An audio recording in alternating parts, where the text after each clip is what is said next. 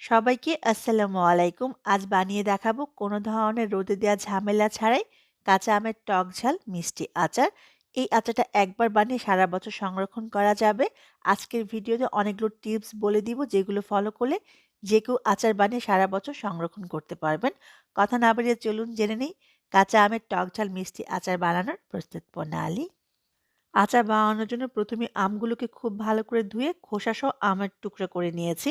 আমগুলো কেটে নেওয়ার পরে এখানে হাফ কেজি আম আছে। আমের খোসাটা কাটার পরে এরকম কুচি কুচি করে নিতে হবে। এতে যখন আচারটা বানাবো তখন ভিতর পর্যন্ত মশলাটা যাবে, খেতেও ভালো লাগবে। দেখে নিশ্চয়ই বুঝতে পেরেছেন আমি কিভাবে কেটে নিয়েছি। আপনি চাইলে টুকরোগুলোকে এরকম বড়ও রাখতে পারেন, আবার চাইলে কেটে এরকম ছোট করেও নিতে পারেন। দেখে নিশ্চয়ই বুঝতে পেরেছেন আপনার পছন্দ মতো আমের টুকরোগুলো করে নেবেন। এবার আচারের জন্য একটা মশলা বানাবো। বাটিতে নিয়ে নিয়েছি বড় সাইজের একটা রসুনের কোয়া। এখানে ২ টেবিল চামচের মতো রসুনের কোয়া হবে। দিয়ে দিচ্ছি ৪-৫ টা শুকনা মরিচ। আপনি ঝাল কতটুকু খাবেন তার উপর নির্ভর করে মরিচটা কম বেশি করে নিতে পারবেন। তবে আচার একটু ঝাল হলেই খেতে ভালো লাগবে। দিয়ে দিচ্ছি হাফ টেবিল চামচ পরিমাণ কালো সরিষা। আপনি চাইলে সাদা সরিষাও ব্যবহার করতে পারবেন। দিয়ে দিচ্ছি হাফ টেবিল চামচ পরিমাণ ৫ ফোড়ন। এবার ভিনেগারের সাহায্যে মশলাগুলোকে বেটে নিতে হবে। এখানে আমি 1/4 কাপ পরিমাণ ভিনেগার বা সাদা সিরকা নিয়ে নিয়েছি।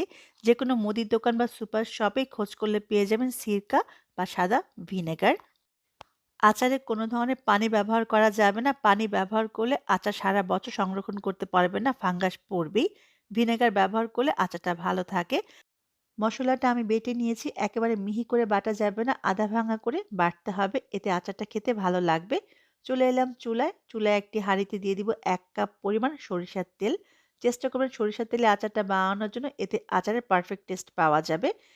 এই আচারে তেলের পরিমাণ কম দেয়া যাবে না। যদি সম্ভব হয় আরো বাড়িয়েও দিতে পারবেন। তেলটা গরম হওয়ার আগেই আমি মসলাটা দিয়ে দিব। মসলাটা অতিরিক্ত ভাজা যাবে না। সরিষা দেওয়ার কারণে অতিরিক্ত ভাজলে তিতা হয়ে যাবে। আমি এই তেলের মাঝে মিডিয়াম আঁচে ১ মিনিটের মতো মসলাটাকে ভেজে নিব। ঠিক ১ মিনিট পরে আমি এর মাঝে যে আমগুলো কেটে রেখেছিলাম, সেই আমের টুকরোগুলো দিয়ে দিব। এবার দিয়ে দিব সুন্দর একটা কালারের জন্য ১ চা চামচ পরিমাণ হলুদের গুঁড়া। হাফ চা চামচ পরিমাণ দিয়ে দিব লাল মরিচের গুঁড়া। আপনি ঝাল কম পছন্দ করলে মরিচের গুঁড়াটা বাদ দিতে পারবেন। এবার দিয়ে দিব স্বাদ অনুযায়ী লবণ। এবার সবগুলো উপকরণ একত্রে নেড়ে মিশিয়ে নিব। আমি রান্না করে নেব আচারটাকে ৫ থেকে ৬ মিনিটের মতো। চুলার আঁচটা মাঝারি থাকবে। এই আচারটা একবারের জন্য ঢেকে দেওয়া যাবে না। ঢাকনা ঘামিয়ে যে পানিটা পড়বে এতেও আচারটা নষ্ট হয়ে যেতে পারে। যেই আচারগুলো বছর জুড়ে সংরক্ষণ করবেন সেই আচার কোনোভাবেই পানি ছোঁয়ানো যাবে না। ফিরে এলাম ৬ মিনিট পরে। আচারটাকে আমি ৬ মিনিটের মতো রান্না করে নিয়েছি।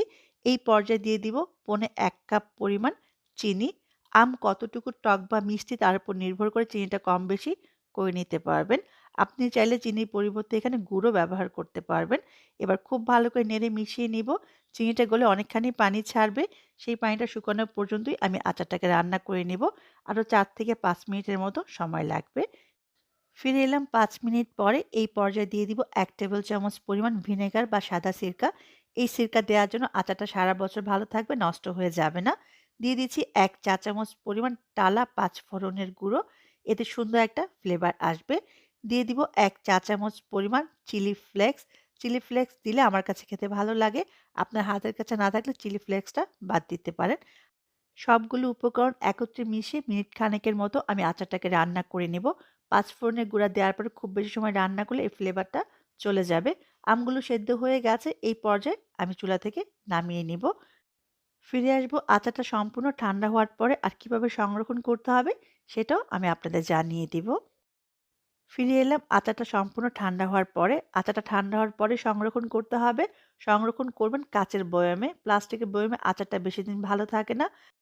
কাঁচের বয়ম একেবারে শুকনা থাকতে হবে। কোনো ধরনের পানি যাতে না থাকে সেটা খেয়াল রাখতে হবে। তেল দিয়ে আমের টুকরোগুলো ডুবিয়ে দিতে হবে। উপরে তেল দিয়ে ডুবিয়ে না দিলে খুব সহজেই কিন্তু ফাঙ্গাস পড়ে যাবে। আপনি চাইলে রোদ দিতে পারেন। রোদ না দিলেও এই আচারটা ১ বছর পর্যন্ত ভালো থাকবে। রোদ দিলে আচারের টেস্ট অনেক বেড়ে যাবে। সবাই অনেক ভালো থাকবেন। আমার জন্য দোয়া করবেন। আবারও দেখা হবে। ততক্ষণ পর্যন্ত আল্লাহ হাফিজ।